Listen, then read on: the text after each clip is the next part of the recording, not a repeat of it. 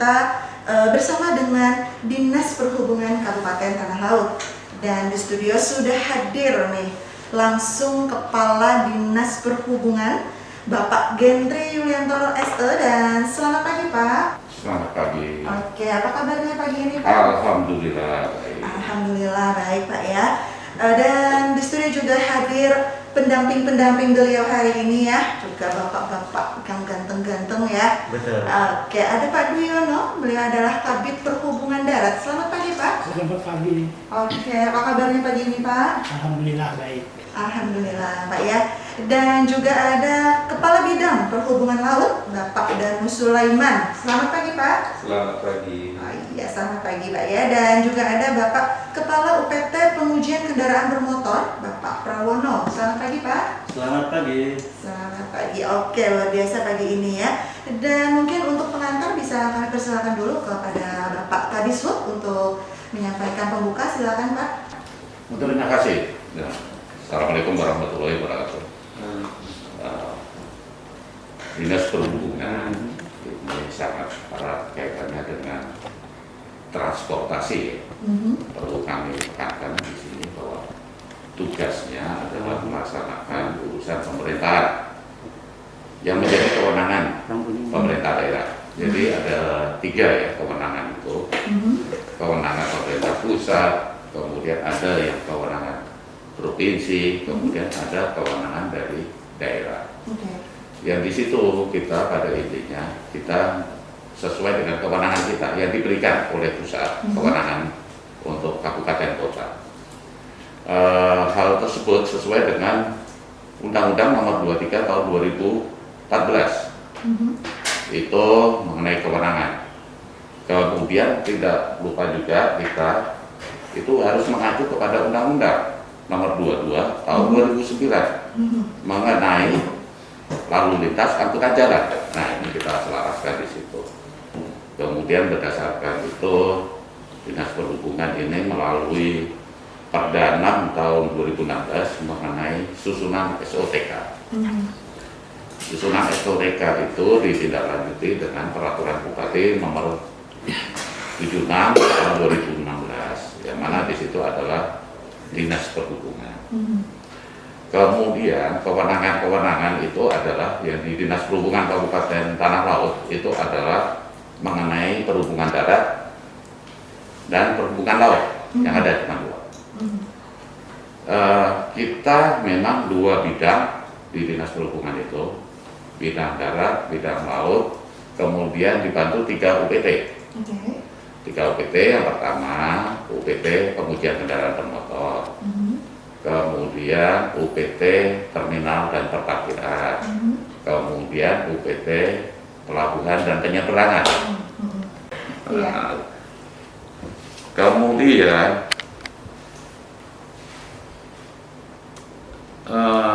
kita juga ada tadi selain tadi itu kita kesekretariatan itu ada 2 Kasubag, Kasubag Umum Kepegawaian, kemudian satunya Kasubag Keuangan dan Perencanaan. Di bidang darat itu ada 3 seksi kita.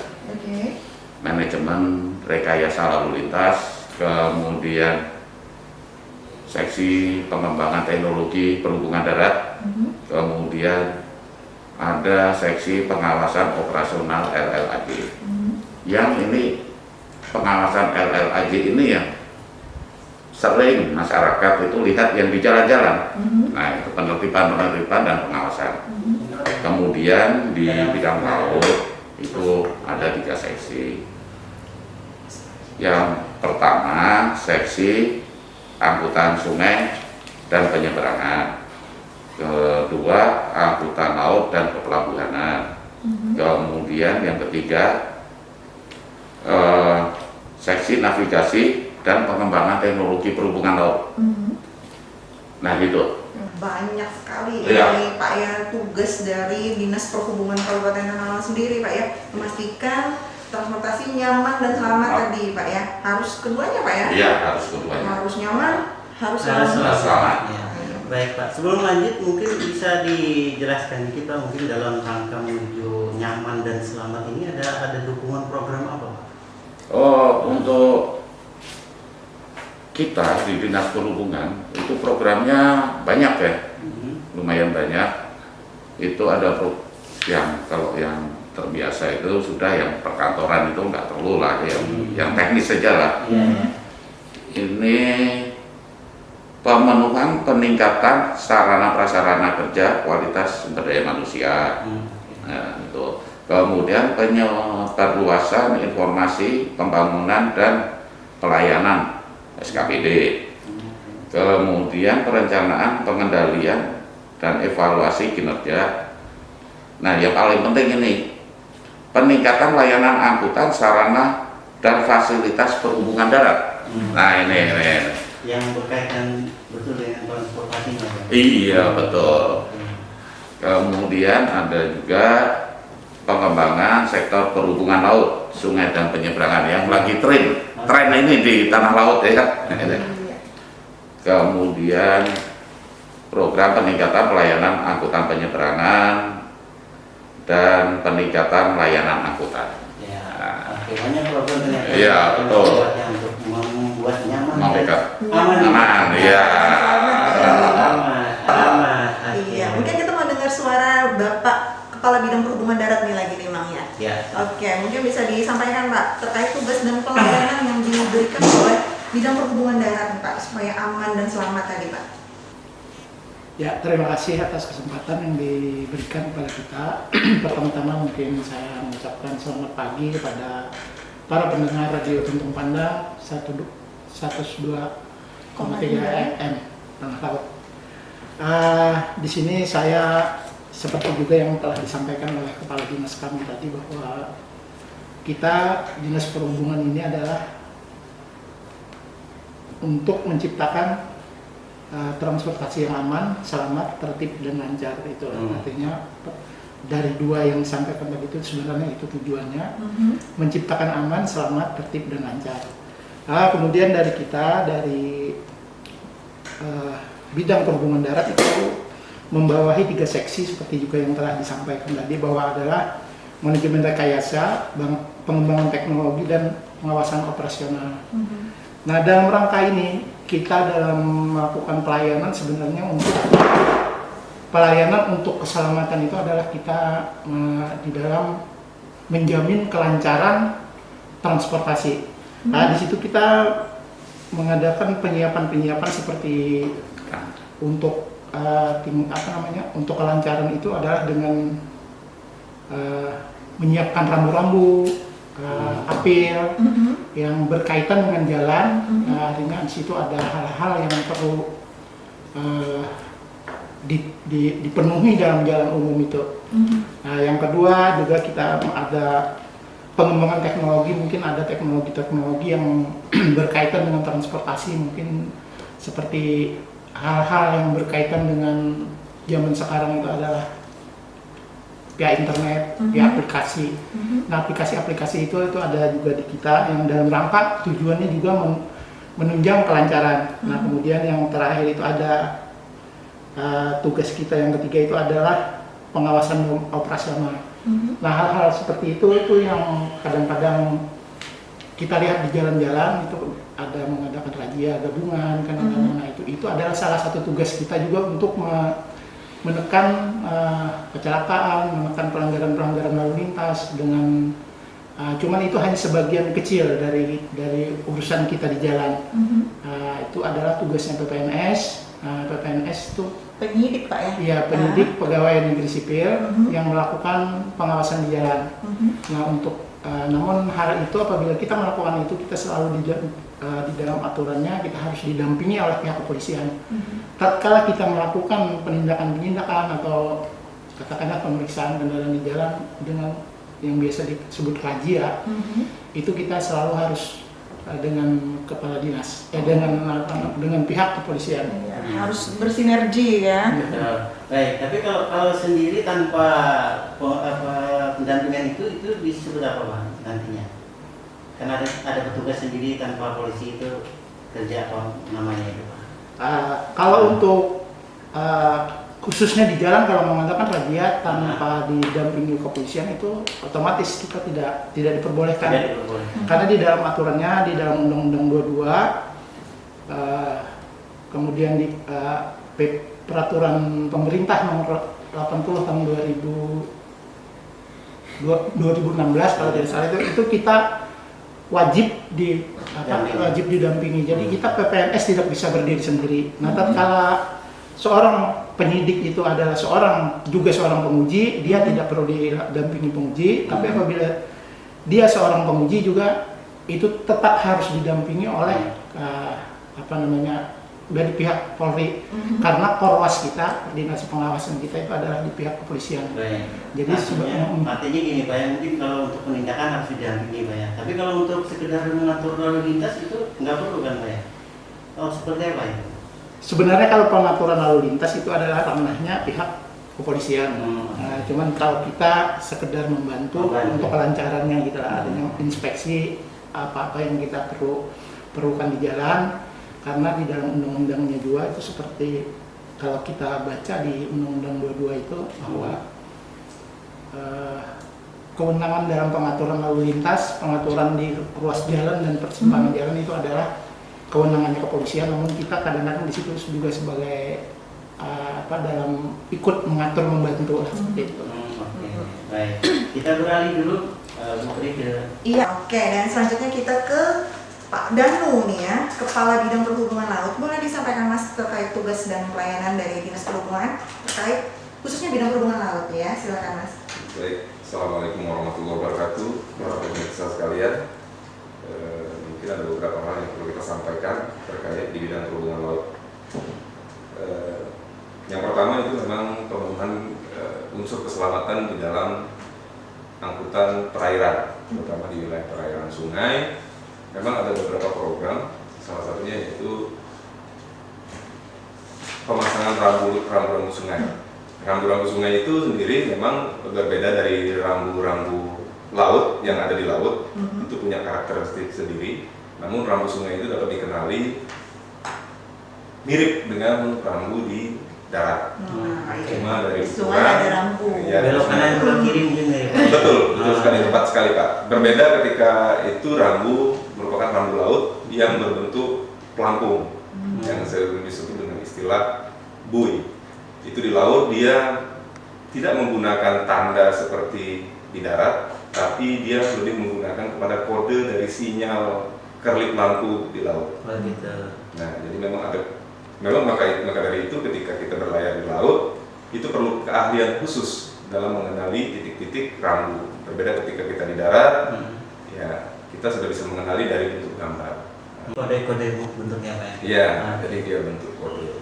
Nah, kemudian untuk kegiatan lain kita coba mendata untuk angkutan sungai di Kabupaten Tanah Laut yang dulunya memang pernah eksis. Namun kita dapat tilas beberapa wilayah memang sudah mulai terkikis oleh hadirnya jalan-jalan di tiap wilayah. Sehingga angkutan sungai ini sendiri akhirnya lambat laun mulai tergerus. Tapi masih ada berapa banyak Pak di tanah laut khususnya mungkin? Kalau untuk di tanah laut, angkutan laut sendiri sudah sangat berkurang. Namun ada beberapa titik seperti di daerah Kintab itu menghubungkan antara dua titik terutama di Muara Kintab ya. Di Muara Kintab itu ada dua kampung yang terpisah sama sungai. Nah itu dihubungkan oleh angkutan sungai juga. Nah jadi dia menghubungkan dua titik itu saja. Kemudian di Tanjung Dewa itu memang menghubungkan dua pulau ya, Pulau Kalimantan dengan Pulau Datu. Ya, jadi itu menghubungkan dua pulau. Karena memang terpisah kan, Pulau Datu itu terpisah dari Pulau Kalimantan ya. Kemudian untuk angkutan sungai sendiri memang dari informasi yang kita rangkum kemarin untuk wilayah Kurau yang tadinya ramai memang sekarang sudah mulai berkurang.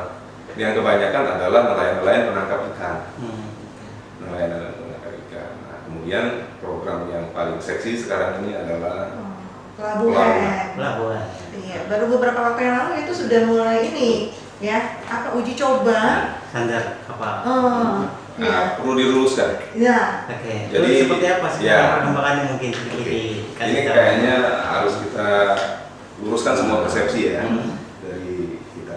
Bahwa begini, Pelabuhan Lehari Suwarangan itu ditetapkan berdasarkan RIPN 432 tahun 2017 tentang Rencana Induk Pelabuhan Nasional yang sudah ditetapkan oleh Kementerian Perhubungan dengan status pengumpan lokal.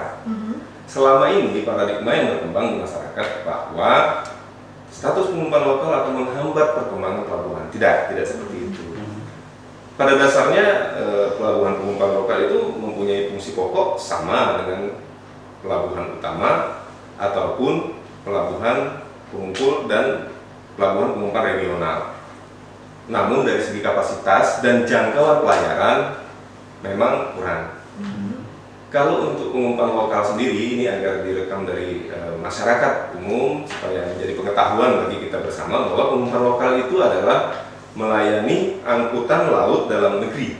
Artinya bisa mengirim ke Surabaya, mengirim ke pokoknya di dalam negeri. Nah, artinya perkembangan pelabuhan laut kita nanti itu akan mempunyai prospek yang bagus. Artinya punya kesempatan untuk berkembang. Ya, nasional bisa, karena memang di dalam peraturan menyatakan seperti itu bahwa berkembang pengumpan lokal hanya terbatas sekian itu merupakan keliru, informasi yang keliru. Memang ya informasi ini harus kita telah satu persatu dari peraturan, dan peraturan memang menyatakan bahwa pengumpan lokal adalah pelabuhan yang jangkauan pelayanannya adalah dalam negeri. Namun jumlahnya terbatas dikarenakan memang kapasitas dermaga kita masih juga terbatas.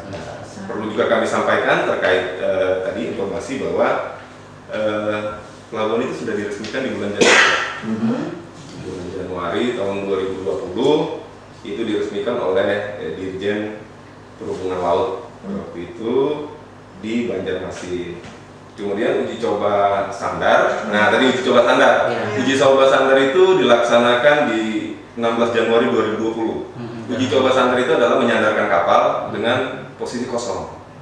Nah, jadi hanya uji coba standar, kemudian lepas lagi. Kemudian di tanggal 30 Agustus kemarin adalah pengiriman pertama dalam rangka uji coba pengoperasian pelabuhan KRI Soerangan.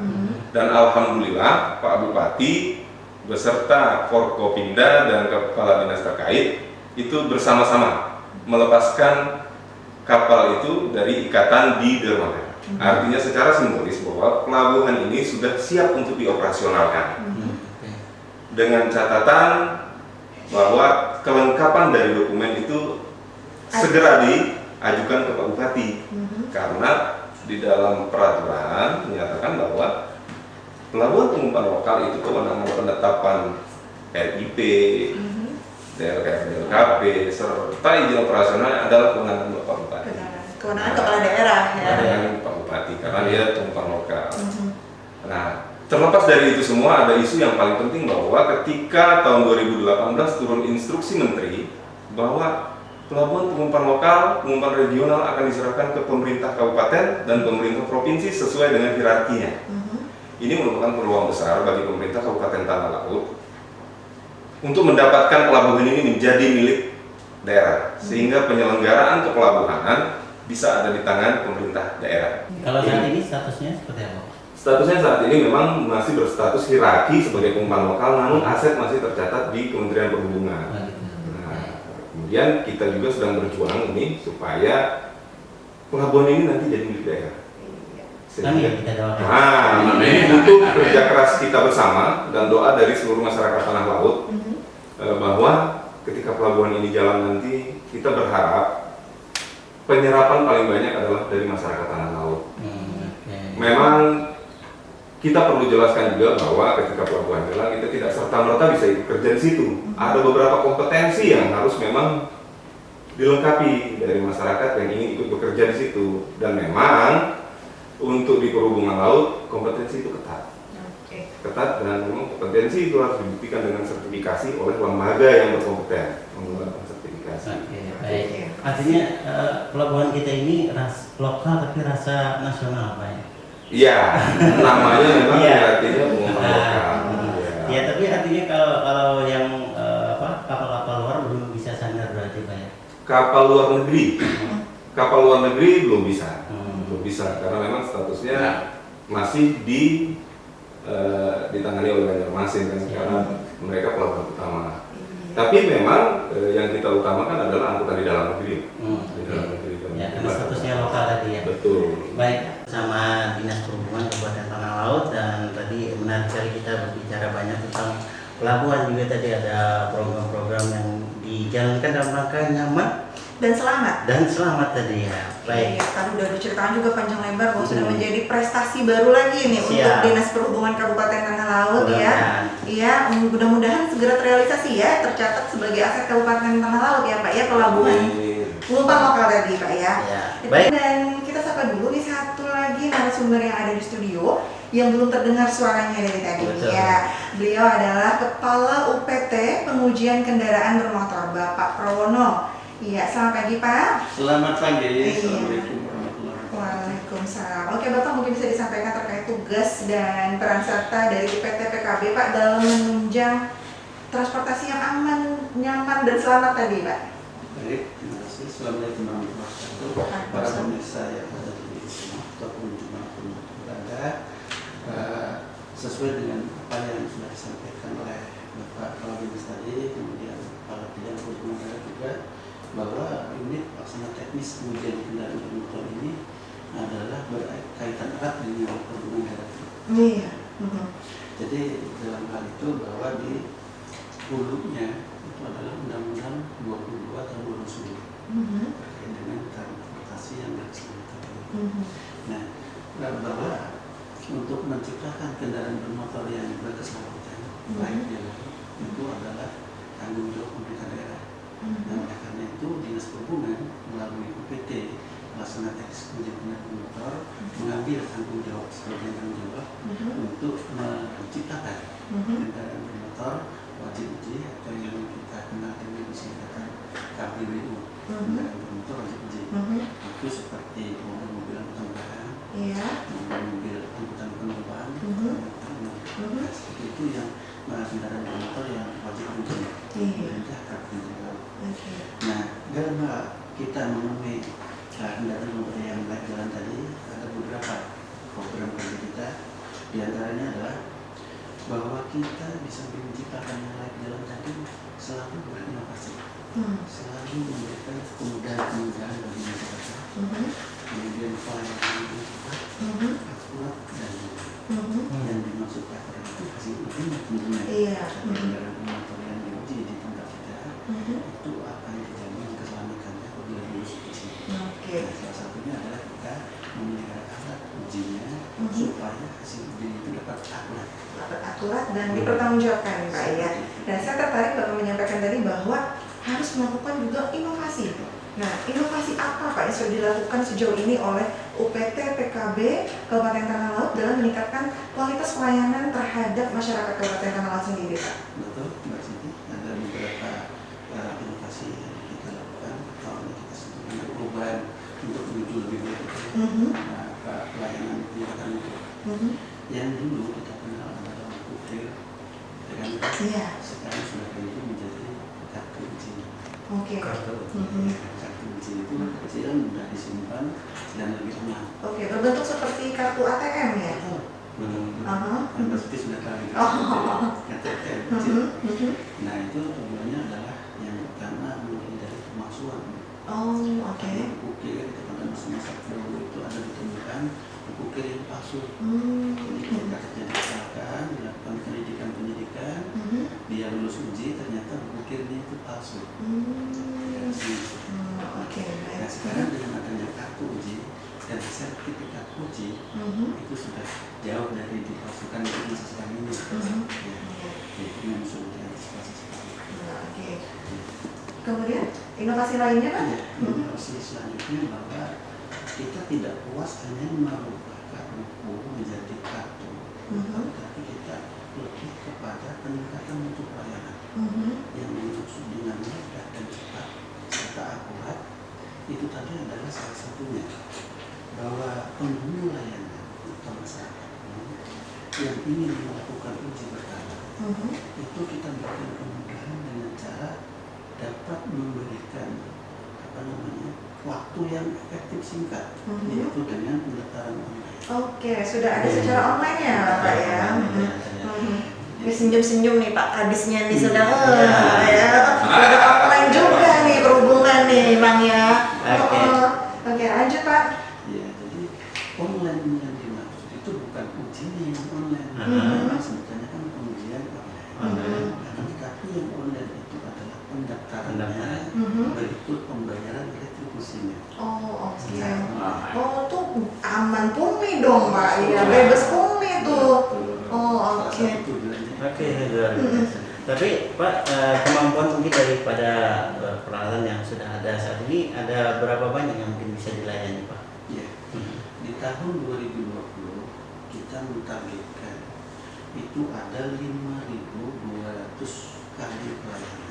5.200. Kali pelayanan. Oke, dalam Setahun. satu tahun. Ya, dalam 1 tahun. Mhm. Jadi gini, yang dimaksud ini 5.200 kali pelayanan itu kan kita dalam setahun itu ada 2 kali uji. Namanya uji berkala. Periodenya setiap 6 bulan sekali uji. Berarti setahun kan 2 kali uji. Nah itu kita targetkan pelayanan kita itu ada 5.200 kali. Oke. Nah di samping itu juga bahwa untuk penggunaan aplikasi yang online tadi, saat ini kita sudah beberapa kali dan akan terus kita lakukan sosialisasi dan artinya aplikasi sudah tersedia, Iya. cara-caranya kita sudah menyiapkan, dan ini bisa langsung datang ke loket tanpa adanya perantara. Melakukan uji tadi supaya tahu bahwa di tanah laut ini pengujian kendaraan bermotor itu transparan semua. Oke, itu Pak boleh tahu nggak apa nama aplikasi yang digunakan untuk masyarakat biar nggak perlu antri daftar dari rumah? Apa nama aplikasinya Pak? Aplikasinya adalah UBOL, uji berkala online tadi. Oh, Itu oke. aplikasinya. Kemudian cara-caranya kami tidak membawa, kami ada langkah-langkah panjang gitu. Atau tutorialnya. Ini perlu waktu tersendiri. Iya. Oh, iya. Sendiri begini karena ada beberapa ini kami buat contohnya dan ini bisa didapatkan di loket pendaftaran. Oke, bisa datang ke loket langsung dulu ya buat tanya-tanya. Nanya dulu atau buka-buka dulu boleh lah Ubol. Oke, luar biasa. Tadi banyak sekali inovasi ya yang dilakukan oleh UPT Pengujian Kendaraan Bermotor Dinas Perhubungan Kabupaten Tanah Laut. Dan ini kembali ke Pak Kadis. Pak Kadis lagi.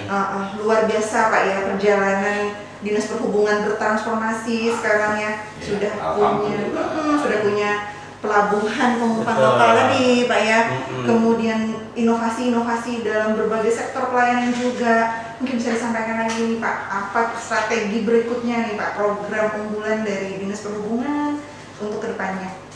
Terima kasih. Jadi memang kita yang pertama itulah transparansi. Kita juga tahu bahwa kita ini menuju era bebas, ya, bebas. Jadi korupsi no. No Makanya, pungli-punglian nih. nggak ada pungli-punglian. Makanya saya tekankan, apabila ada salah satu karyawan yang melaksanakan itu, hati-hati. Hati-hati. Lepas baju. Lepas baju. Bajunya Nggak, langsung atributnya ini hati-hati ya, karena saper pungli berkeliaran. Saya nggak sehat dilatihkan, apalagi sampai ke narkoba tadi, nggak ada ampun lagi. Nah ini, jadi ya memang itu. Kemudian kita di Dinas Perhubungan tidak ada namanya uang cash. Oke. Apabila tidak melakukan pembayaran secara online, silakan langsung ke BPD di Bapeda. Sudah ada loketnya. Kita terima tanda bukti pembayarannya saja. Oke. Jadi langsung. Customer langsung Pak ya? Customer langsung. Nggak boleh, ini buat mendengar juga ya, Nah. jangan ngeluarin orang-orang itu sama saya aja itu nggak ada sebenarnya Pak ya dari Dinas Perhubungan sendiri Pak ya. Sekali-sekali saya tekankan kepada karyawan kami, tidak boleh. Nggak boleh. Silakan. Kemudian kendaraan sendiri wajib datang. Wajib datang, tidak ada lagi. Jadi wajib datang untuk diuji. Karena apa? Di dalam pengujian kendaraan bermotor itu ada yang tadi sudah disampaikan kartu. Kartu itu bisa melihat data-data kendaraannya, juga foto-fotonya ada. Itu langsung online ke kementerian. Nah, sehingga nanti apabila Dalops ya di bidang darat razia dengan kepolisian, tinggal melihat barcode-nya. Tuh akan ketahuan semua data-data mobilnya semua itu. Nah itu. Oke, luar biasa. Nah, Canggih Nah ini. itu udah ya. Oke. Baik Pak, mungkin dari segi dukungannya sendiri, dukungan anggaran apakah itu sudah memenuhi syarat atau seperti apa Pak? Iya memang.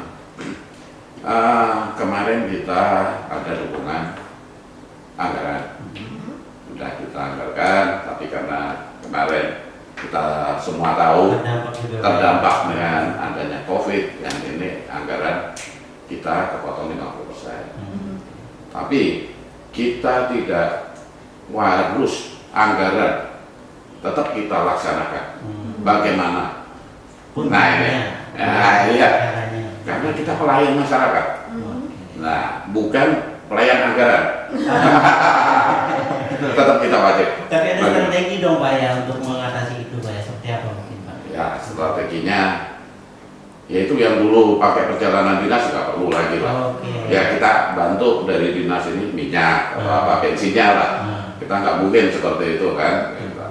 Kemudian yang perlu kita tekankan di sini bahwa nanti pun untuk parkir ini ada mesin juga parkir elektronik.